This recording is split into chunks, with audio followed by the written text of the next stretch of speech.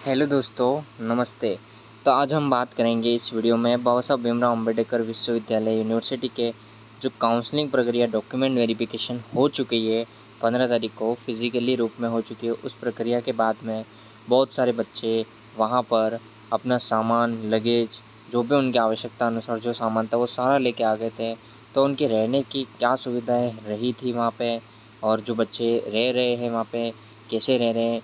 किसी को hostel allot नहीं हुआ है अभी तक, पर कोई बच्चे हॉस्टल में भी रह रहे हैं अभी, और कोई बच्चे अपने पेरेंट्स के साथ आए तो वो गेस्ट हाउस में या किसी पास वाले होटल में वगैरह, जहाँ जहाँ उनको जगह मिली है वहाँ वहाँ वो रह रहे। But Baba Saheb Bhimrao Ambedkar university से 15 जुलाई को ही 2:44 पे एक ईमेल आई, सब पे आई है। 2:44 मतलब 2 बजे के आसपास, 2-2:30 बजे के आसपास सब पे एक ईमेल आई थी। वो ईमेल हॉस्टल रिलेटेड थी। जिन बच्चों के, मैं आपको बताता हूँ कि जिन बच्चों के फर्स्ट व सेकेंड मेरिट लिस्ट में नाम आया है, और जो बच्चे डॉक्यूमेंट वेरिफिकेशन के लिए आए हैं या डॉक्यूमेंट वेरिफिकेशन के लिए जो नहीं भी आए और जिन्होंने फ़ीस पेमेंट कर ली है फर्स्ट और सेकंड लिस्ट में, तो उन बच्चों पे ये लिंक आई है। तो अब मैं बात करता हूँ वो लिंक कैसी है, किन किन बच्चों पे आई है, कैसी वो दिखती है और उनको कैसे फिल करना है। फिल मैंने कर दी है, तो आपको मैं बता दूंगा कि आपको उसके लिए क्या क्या डॉक्यूमेंट चाहिए। 4 डॉक्यूमेंट अपलोड करने हैं, बाकी सब आपको डिटेल उसमें फिल करनी है, वो सब मैं आपको बताता हूँ। तो अब हम स्टार्ट करते हैं आगे इस वीडियो में कि बाबा साहब भीमराव अम्बेडकर यूनिवर्सिटी से रिलेटेड हॉस्टल कब इसमें चालू होगा, कब अलॉट होगा और कब उसको सीट मिलेगी। और सबसे इम्पोर्टेंट बात यह है कि हॉस्टल किसको मिलेगा। हॉस्टल उन बच्चों को मिलेगा जो पास में है या दूर हैं, या उन बच्चों को मिलेगा जो रैंक में ऊपर है या रैंक में नीचे है। तो हम बात करते हैं आज इस वीडियो में कि हॉस्टल किन बच्चों को मिलेगा। तो सबसे पहले तो हम लिंक में चले जाते हैं कि लिंक कहाँ पर। तो बच्चों, मैं आज आपको इस लिंक पे लेके आ गया हूँ। ये DSW जो डिपार्टमेंट में 2 दिन पहले की लिंक आई हुई है, और मैं आज वीडियो बना पा रहा हूँ क्योंकि मैं खुद बाबा साहब भीमराव अम्बेडकर यूनिवर्सिटी में गया था अपने दोस्त के एडमिशन करवाने के लिए। और मैं यहाँ पर जो सर ने बात की हमसे कि किन बच्चों के मार्कशीट से भी रिलेटेड है, उसका भी मैं अलग से एक वीडियो बनाऊंगा कि कैसे आपको क्या करना है, मार्कशीट आपकी कब आएगी उससे रिलेटेड मैं आपको अलग वीडियो में बताऊंगा। इस वीडियो में हम हॉस्टल से रिलेटेड के बारे में बातें करेंगे। अब मैं बात करता हूँ कि ये देख सकते हो यहाँ पे जो ईमेल इन्होंने डाली है कि welcome students, this is inform to all newly admitted student first semester. ये पूरा पढ़ने की ज़रूरत नहीं, आप पढ़ सकते हो। मैं तो सब इम्पोर्टेंट ये बता रहा हूँ आपको कि रजिस्ट्रेशन जो आप पे लिंक प्रोवाइड की है उसके रजिस्ट्रेशन डेट 16 तारीख से चालू होगी। 16 तारीख से चालू होगी ये 16 को आई है ये लिंक, 15 को नहीं आई है। 15 को तो डॉक्यूमेंट वेरिफिकेशन हुआ था, और ये लिंक 16 को आई है कम से कम 2 बजे के आसपास। और इसकी लास्ट डेट है जो 18/7/2024 है, जिसके टाइमिंग भी इन्होंने ध्यान रखा है कि 5 PM से पहले ही आप कर सकते हो इस पर, ऐसा इन्होंने डाल रखा है। अब हम बात करेंगे कि ये जो लिंक है, ये वो लिंक है। इस लिंक को आपको इस पर क्लिक करते हैं तो क्या आता है वो देख सकते हो। Those who have already submitted hard copy application for hostel are also required to submit their hostel form using this link. Please check your spam folder if your Google link not available in your email inbox. Link for hostel, ये link है hostel की, ये वाली। इस पर हम tap करते हैं तो क्या आता है देख सकते हो आप। इस पर हम टैप करते हैं तो क्या आ रहा है, यू आर ऑलरेडी रिस्पॉन्स, हम फिल कर चुके हैं, इसीलिए यहाँ पे क्या आ रहा है, यू आर ऑलरेडी रिस्पॉन्ड। अब यहाँ पे हम फिल कर चुके हैं इसीलिए ये 3 ऑप्शन आपको शो कर रहे हैं। Your response have been recorded, you can only fill this for once, एक बार ही आप फिल कर सकते हो। और there contact the owner of, आपको अगर कोई मिस्टेक होती है तो आप अपने ओनर से कांटेक्ट कर सकते हो, कि DSW में भी जाके कांटेक्ट कर सकते हो कि हमारी ये हमने गलत इन्फॉर्मेशन डाल दी थी, या हमारी जो दूरी है जो वो है। पर इसमें सबसे इम्पोर्टेंट मैं बात करता हूँ आपको कि कोई भी किसी भी प्रकार की डिस्टेंस नहीं मांगी गई है आपको। मतलब जैसे डॉक्टर हरि सिंह घोर विश्वविद्यालय में आपको डिस्टेंस का एक ऑप्शन आता था कि आपको डिस्टेंस इतनी फिल करनी है यूँ। इस यूनिवर्सिटी में आपको डिस्टेंस नहीं पूछी कि आप कितने किलोमीटर दूर हो, ये नहीं पूछा है। यहाँ पे आपको सिर्फ इतना पूछा है, एड्रेस पूछा है, वो भी 2-3 बार पूछा है। यहाँ पे एड्रेस आपको 2-3 बार पूछा है। क्या आपका परमानेंट एड्रेस क्या है, आपका पोस्ट एड्रेस क्या है, आपके माता पिता का एड्रेस क्या है, आपके गार्जियन का एड्रेस क्या है, आप अभी वर्तमान कहाँ रह रहे हो, गार्जियन का मोबाइल नंबर, माता पिता का मोबाइल नंबर, फादर का ऑक्यूपेशन, मदर का ऑक्यूपेशन, गार्जियन का ऑक्यूपेशन। और सबसे इम्पोर्टेंट चीज़ इसमें पूछी है कि आपके बीएससी के परसेंटेज, बीएससी हुई है तो, बीकॉम हुई है तो, बीए हुई है तो, उन सब के परसेंटेज आपको यहाँ पे पूछे गए। उनकी यूनिवर्सिटी का नाम पूछा गया है, यूनिवर्सिटी कॉलेज या जो भी है उनका नाम पूछा गया है। इसके बाद परसेंटेज के बाद पासिंग ईयर्स भी पूछे गए हैं, आप कौन से ईयर में पास हुए। अब यहाँ कुछ बच्चे ऐसे बोलेंगे कि सर हमारा तो अपीयरिंग है, हमारा रिजल्ट अभी तक आया नहीं है, तो हम कैसे बताएं कि हमको क्या करना है, हमको क्या वहाँ फिल करना है। तो सबसे पहले मैं बता देता हूँ आपको कि आपको वहाँ क्या फिल करना है। आपके अगर रिज़ल्ट जो आया है, आपके रिज़ल्ट लास्ट ईयर का रिज़ल्ट आया है, जैसे 2023 का तो रिज़ल्ट आ गया होगा, अगर ईयर का हिसाब से होगा तो 2023 का आया होगा, या सेमेस्टर के हिसाब से हुआ होगा तो 2024 में ही आपके सेमेस्टर का रिज़ल्ट आ गया होगा। तो आपको वहाँ सेमेस्टर का रिज़ल्ट डाल के जो ईयर आपका पासिंग है वो लास्ट ईयर मतलब कि लास्ट ईयर का तो रिज़ल्ट आया नहीं, मतलब फाइनल ईयर का रिज़ल्ट तो आया नहीं, तो उसके पहले का आया है। क्योंकि किसी किसी के कोर्स 4 साल का होता है, किसी के 3 साल का होता है, किसी के 6 सेमेस्टर का होता है, तो किसी के 2 सेमेस्टर का होता है, 3 सेमेस्टर का होता है। हम बात करते हैं 3 ईयर वाले भी होते हैं बच्चे इसमें, और 4 ईयर वाले भी है। 3 ईयर वाले भी हैं और 4 ईयर वाले भी हैं। 3 ईयर वाले होंगे तो उनके 6 सेमेस्टर होंगे, 4 ईयर वाले उनके 8 सेमेस्टर होंगे। तो अब ईयर वालों को क्या करना है, यहाँ पे थर्ड ईयर में है, थर्ड ईयर की मार्कशीट आ गई है तो वो थर्ड ईयर की मार्कशीट डाले। फोर्थ ईयर वाले बच्चे हैं तो इनके फोर्थ ईयर की मार्कशीट नहीं आई है तो थर्ड ईयर की आई है तो थर्ड ईयर की डाल दें, थर्ड ईयर की परसेंटेज निकाल के डाल दें। और सेमेस्टर के हिसाब से हो तो इसको 5 सेमेस्टर की डालनी है, अगर 6 सेमेस्टर की नहीं है इसको 7 सेमेस्टर की डालनी है, अगर 8 सेमेस्टर की नहीं है। तो ये बच्चे आपको सेमेस्टर के हिसाब से आपको करना है। इतना आपको समझ में आ गया होगा, मैं उम्मीद करता हूँ आपको ये वीडियो अच्छा लग रहा होगा। आगे भी मैं आपको डिटेल दे रहा हूँ कि इस वीडियो में क्या करना है आपको आगे। अब जो बच्चे जिनके मार्कशीट से रिलेटेड इशू था वो तो दूर हो गया कि इनको थर्ड ईयर की डालनी है, फोर्थ ईयर की डालनी है या क्या करना है। अब हम बात करते हैं इस वीडियो में आगे हम बात करते हैं कि इस जो गूगल फॉर्म लिंक है इसमें आपको क्या क्या डॉक्यूमेंट अपलोड करने हैं। तो सबसे पहले तो आपको आपका खुद का फ़ोटो, एक आपका फ़ोटो अपलोड करना है, दूसरा आपके सिग्नेचर का फ़ोटो अपलोड करना है, तीसरा आपको आपके आधार कार्ड की फ़ोटोकॉपी, आधार कार्ड के फ़ोटोकॉपी मतलब बोथ साइड, आधार का फर्स्ट पेज, आधार का सेकंड पेज जो उल्टा करके आप आधार कार्ड के दोनों साइड का, बोथ साइड का फ़ोटो अपलोड करना। उसको कॉलाज बना के भी आप अटैच कर सकते हो। मैंने भी मेरे मित्रों को यही सलाह दी थी और उन्होंने कॉलाज बना के अपलोड किया था तो उनके हुआ था। बहुत से बच्चों की ये प्रॉब्लम आ रही है कि सर अपलोड हो नहीं रहा, ये फ़ोटो वगैरह अपलोड नहीं हो रहे हैं, ये तो कैसे करें, इनको अपलोड कैसे करें हो। तो आप इनको सबसे पहले देख सकते हो कि कॉलाज बना दो, और कॉलाज बना के अगर 1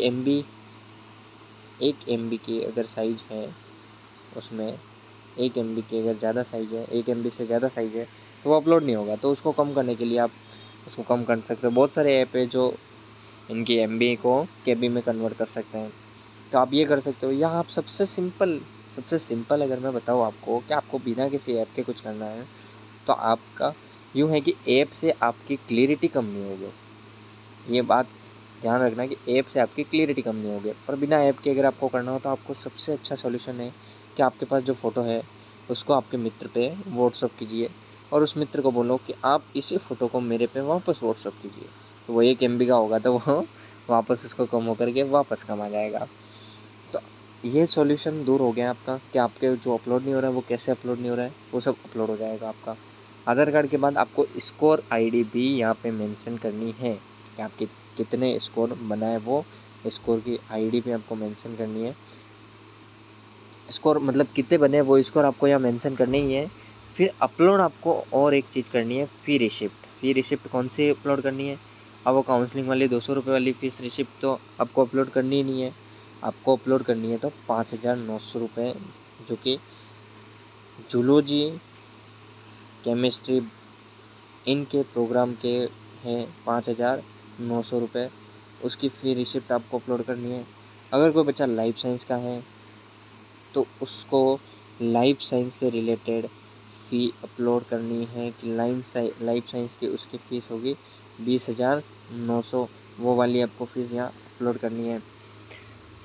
और यहाँ हॉस्टल से रिलेटेड हमने बात की है कि जो सीनियर लोग हैं वो बोल रहे हैं कि यहाँ पे हॉस्टल जो मिलेगा हमको वो मिलेगा डिस्टेंस के दौर पे तो नहीं मिलेगा, 2 साल से ये कैंसिल हो गया है। यहाँ पे जो मिलेगा आपको वो रैंक के हिसाब से मिलेगा, जिसकी रैंक अच्छी है, फर्स्ट रैंक है, उसको हॉस्टल मिल ही जाएगा। तो यहाँ पे सबसे इम्पोर्टेंट चीज़ यही है कि हॉस्टल कैसे मिलेगा इनको कैसे मिलेगा। तो ये सबसे इम्पोर्टेंट बात मैंने बता दिया आपको कि डिस्टेंस के बेस पे तो नहीं मिलेगा हॉस्टल, रैंक जिनकी अच्छी है उनको हॉस्टल मिलेगा। क्योंकि वहाँ हॉस्टल में हमने देखा था बहुत से बच्चे जो यूपी के थे उनको भी मिला था हॉस्टल। और हॉस्टल वहाँ पे 3 हॉस्टल है, जिनके मैं नाम भी बता देता हूँ आपको। 3 हॉस्टल है, एक का नाम है सिद्धार्थ हॉस्टल, और एक हॉस्टल का नाम है कनिष्क हॉस्टल, और एक हॉस्टल और है जिसका नाम है अशोक हॉस्टल। इसका नाम है अशोक हॉस्टल। ये 3 हॉस्टल हैं यहाँ पे, ये 3 हॉस्टल यहाँ पे मौजूद है पीजी के लिए। बॉयज़ के हॉस्टल है ये 3 हॉस्टल, और गर्ल्स के लिए 4 हॉस्टल है, और उनमें शायद 1,000 के समथिंग सीटें विकेंट है भी। तो गर्ल्स को हॉस्टल मिलने की ज़्यादा संभावना रहती है। और जिस प्रोग्राम में आपने जैसे एमएससी जूलॉजी में कर रहे हो, एमएससी लाइफ साइंस में कर रहे हो, जिस भी प्रोग्राम में जो लड़कियां होंगे उनको तो गर्ल्स हॉस्टल मिल जाएगा आसानी से। अब आप आपकी रैंक कैसे देखोगे, तो आप आपकी रैंक जो मेरिट लिस्ट जारी हुई थी उसके अनुसार देख सकते हो। क्योंकि जैसे मैं अब स्पेशली एक प्रोग्राम की बात करूँ, जैसे जूलॉजी की बात करते हैं, तो जूलॉजी में फर्स्ट लिस्ट आई थी। इसके बाद 19 बच्चों को लिया था एससी में, फर्स्ट लिस्ट में 19 सीटें हैं जूलॉजी की, उनको लिया था। एक उदाहरण के तौर पर मैं बात कर रहा हूँ आपको, आप अपने प्रोग्राम में कैसे देख सकते हो, इस के द्वारा देख सकते हो आप कि आपके कोर्स में भी आप कैसे देख सकते हो। तो यहाँ 19 सीटें थी, आपकी रैंक कैसे देखनी है। तो यहाँ से जब सेकंड लिस्ट आई थी तो 19 में से 13 सीट विकेंट थी, यानी कि 19 में से 13 सीट विकेंट थी, तो बाकी सीटें बची। अब सेकंड लिस्ट से कोई विकेंट सीट तो आई नहीं है, तो हम अनुमान नहीं लगा सकते, पर आप इतना अनुमान लगा सकते हो जिनका फर्स्ट लिस्ट और सेकंड लिस्ट में नाम आया है उनकी संभावना रहती है हॉस्टल मिलने की। तो जिनके स्पॉट राउंड में होता है उनकी बहुत कम संभावना रहती है, पर बाई चांस मिल भी सकता है आपको धैर्य रखना होगा। तो ये बात हमने हॉस्टल से रिलेटेड कर ली। अब मैं सबसे इम्पोर्टेंट बात कर रहा हूँ कि हमको कॉलेज जाना कब है, यूनिवर्सिटी में क्लासेस कब लगेगी। क्लासेस से रिलेटेड भी मैं बात करना चाहता हूँ। मैं आपको टाइम टेबल तक बता दूंगा, टाइम टेबल तक आ गया है। एमएससी जूलॉजी और एमएससी लाइफ साइंस के कोर्सों का टाइम टेबल आ गया है। लाइफ साइंस और जूलॉजी जैसे डिपार्टमेंट का कोर्स आ गया है, इनका व्हाट्सएप ग्रुप तक बन गया है, व्हाट्सएप ग्रुप से जुड़ भी गए हैं लोग। तो बहुत स्पीड में चल रहे हैं ये कोर्स। और भी कोर्स हैं जिनके व्हाट्सएप ग्रुप जुड़ गए, जिनके जो भी है वीकेंड सीट कब आएगी इसकी वो भी मैं बताता रहूँगा आपको। अब मैं बात करता हूँ आपको जो टाइम टेबल आया है वो कैसे है। 15 से ही इनकी क्लासें स्टार्ट होने वाली है, मतलब 15 को डॉक्यूमेंट वेरिफिकेशन हुआ, 16 को, पर ये सब कह रहे हैं, इन्होंने डाली है लिस्ट, इन्होंने टाइम टेबल भी डाल दिया है। पर 16 को जब हम गए क्लास में गए थे, 16 को जब हम क्लास में गए थे तो हमने देखा वहाँ पे कि कोई प्रोफेसर वगैरह नहीं थे। हमने बात भी की प्रोफेसर से, क्या बात की वो हम सब आपको आगे वीडियो में बता रहे हैं। हम वहाँ गए थे प्रोफेसर के पास, हमने वहाँ बात भी की। जब हम क्लास में गए थे तो वहाँ 2-3 बच्चे बैठे थे, मतलब जिसमें से बैग थे 2 के तो, और एक बच्चा वहाँ बैठा था, हमको मिला था। हमने उससे बात भी की, वो यूपी के ही थे, तो हमने उनसे बात की। उन्होंने बोला कि मैं तो यहाँ सुबह से बैठा हुआ हूँ, सर आए नहीं है अभी तक, कोई क्लास हुई नहीं है, क्योंकि 9:30 का टाइमिंग था। कोई 9:30 बजे कोई प्रोफेसर वगैरह आए नहीं थे, तो उन्होंने कोई क्लास ली नहीं। फिर वो हम तो बाहर निकल गए, फिर वो बच्चा भी वहाँ से बाहर निकल गया। फिर इसके बाद हमको प्रोफेसर ने बुलाया, प्रोफेसर जी ने हमको बुलाया कि कौन है जूलॉजी के प्रोग्राम में, उनसे मिलना है हमको। तो उन्होंने हमको बुलाया, तो हम गए भाई। फर्स्ट हमने बात की उनसे। सर ने हमको पूछा आप कहाँ से हो, तो हमने बोला हम राजस्थान से, इतने दूर से आए। तो हम फिर क्लास लग नहीं रही है तो हम क्या करें, जाए हम। जो हमने बात की सर से, तो सर ने हमको बोला, और हमारे 4th ईयर की मार्कशीट भी नहीं है, हमारे कोर्स से जो अलग है BSc B.Ed करके कोर्स है, उसमें 4th ईयर की मार्कशीट भी नहीं है। तो हमने सर से बात भी की थी कि सर हमारे ये प्रॉब्लम है, तो हमको क्या करना चाहिए। तो सर ने हमको एक राय दी कि आप ऐसे करिए कि आपके एग्ज़ाम ख़त्म होंगे। हमने कहा हमारे एग्ज़ाम इस महीने के लास्ट डेट में ख़त्म होंगे। सर ने बोला ठीक है, आपके एग्ज़ाम जब ख़त्म होंगे तब आप क्लासें रेगुलरली लेना। तो ऐसे सर ने बहुत आरामदायक बात की। उन सर का मैं नाम बता सकता हूँ, प्रोफेसर कमल जायसवाल जो थे सर, उन्होंने हमसे बहुत आराम से बात की थी। बाकी DSW में भी हम गए थे परसों, मतलब जब 16 को हम गए थे यहाँ DSW में, तो इतनी इस तरीके से बात हुई उनसे कि मतलब जा रहे हो, बोल रहे हैं वहाँ नोटिस लिखा हुआ है, आप जाओ उस लिंक पे जाओ, वो प्रोवाइड हो जाएगी, वो हो जाएगी, 7 दिन में आप पे ईमेल आ जाएगी। कोई मतलब धैर्य से बात नहीं कर रहा था वहाँ पे। तो फिर इसके बाद हम एडमिशन कमेटी में भी गए थे। वहाँ जा कर के हमने जो मार्कशीट नहीं है 4th ईयर की, उससे रिलेटेड भी कुछ क्वेरीज थे, हमने वहाँ जाके दूर किए। वहाँ मैम ने हमको बोला कि आप यहाँ पर एक एप्लीकेशन लिख के दे दियो जिसकी मार्कशीट नहीं है। तो वो मार्कशीट नहीं है, उससे रिलेटेड मैम ने हमको बोल दिया कि यहाँ पे आपकी मार्कशीट है नहीं, तो आप एक एप्लीकेशन लिख दो। तो 31 से पहले तो आ भी नहीं सकती, 31 जुलाई, क्योंकि 31 जुलाई से पहले तो हमारा एग्ज़ाम ख़त्म हो रहा है, तो इससे पहले तो आ ही नहीं पाएगी। तो फिर हमने ऐसा बोला, और ये हमारी परेशानी थी, वहाँ पे बहुत सारे बच्चे ऐसे थे जिनकी मार्कशीट नहीं थी, तो उन सब ने वहाँ पे एप्लीकेशन जमा किए। और मैम ने हमको बोला भी है कि 31 अगस्त तक यहाँ डेट बढ़ा दी जाएगी, फिर भी आपकी मार्कशीट नहीं आती है तो फिर आपका एडमिशन कैंसिल कर दिया जाएगा, ऐसा मैम ने बोला है हमको। पर मुझे लगता नहीं है ऐसा कुछ होगा, एडमिशन कैंसिल तो नहीं कर सकते वो, क्योंकि फ़ीस वगैरह भी सबमिट कर ली है इस कारण।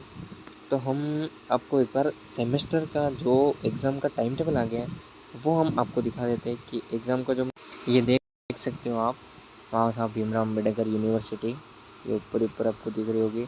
इसका जो सेमेस्टर का टाइम टेबल है, school of life science, department of zoology, MSc zoology, semester first, session 2024-25, और ये टाइम टेबल है।